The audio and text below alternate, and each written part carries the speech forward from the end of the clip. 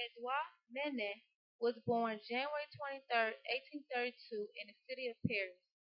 Edouard Manet was blessed to be part of a well-off family. Both his parents were highly recognized in their hometown. A boîte de Felice Perzet was a notorious place known to pick up prostitutes. In 1845, he decided to sign up for a drawing course as he was encouraged by his uncle. It was during that time when he met a fellow artist by the name of Antoine Purcell, who soon became one of his dearest friends. The balcony is an oil painting by Eduardo. The painting depicts four figures. On the left side of the picture is a woman who became, in 1874, the wife of Eduardo's brother. Music of the Tuileries is a selection of well-known characters of Parisian society listening to a concert. Although Edouard developed a passion for art, his father had other plans for his future. In fact, he was forced to sail to Rio de Janeiro so he could gain a membership into the Navy. However, he failed the examination, which his father was very disappointed.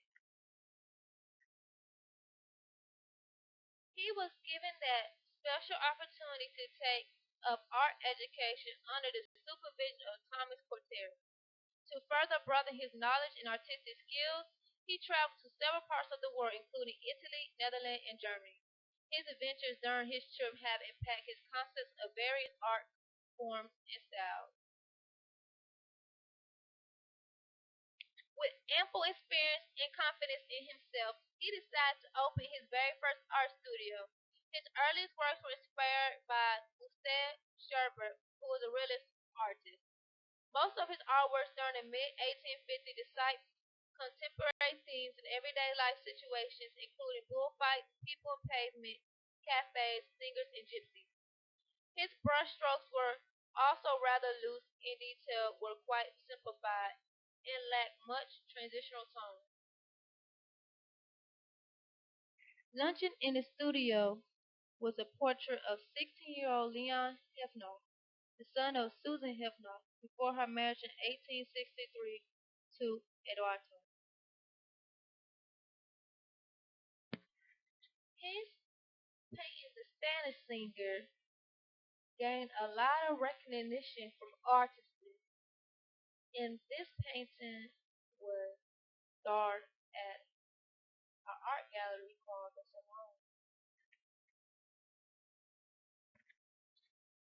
Edouard had went to Argentine and did some paintings that day.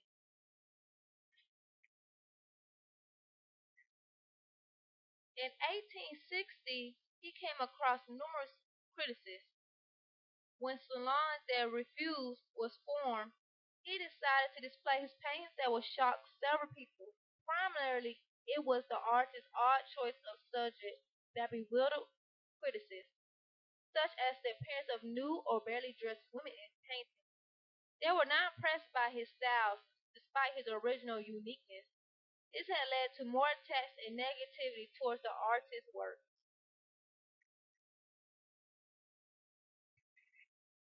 Nano was completed in 1877, and it was refused at the Salon of Paris the same year.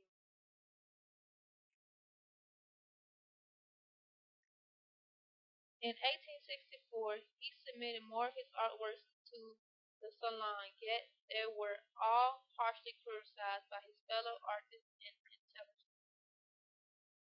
His paintings, entitled "Incident at a Bullfight," was viewed by the critics such as a piece of artwork full of errors and turns of perspective, while "The Dead Christ and the Angels" left others impressed due to the lack of depth. He was attacked for making Christ's body resemble a dead coal miner body, instead of someone spiritual, which was the actual Christ himself. Eduardo often painted himself into his scenes. This self-portrait is one of only two of just the artist himself. The painting, which was painted in the style of Diego Velázquez, self-portrait in La Menace, portrays the artist in a brown coat and cap, paintbrush and palette in ink. The dead toreador was the incident that happened in the bull ring.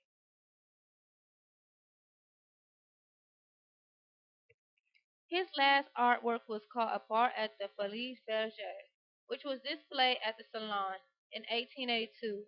Prior to that year, he received a special award from the French government, which was the Legion d'Honneur.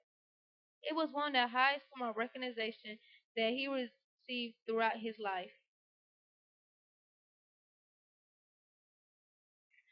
The Battle of Kearsarge in the Alabama is a painting of comrades in the Battle of Cherbourg of 1864, a naval engagement between the Union cruiser USS Kearsarge and the rebel privateer CSS Alabama. Edouard knew that his ultimate desire was to become an artist, and he found support from his uncle to pursue this field. Along with his uncle, the two visited the Louvre, where he found greater inspiration to improve on his artistic skills. Since 1880, Edouard suffered from serious medical conditions, which was one of the reasons why he was forced to receive treatment at Belleville. Thus, he decided to rent a villa in a quieter side of Paris suburb. It was in his location where he painted a portrait of his wife, Susanna Lindholm, the last of the numerous portraits of his wife that he completed. He remained passionate about art even until his ultimate death in 1883.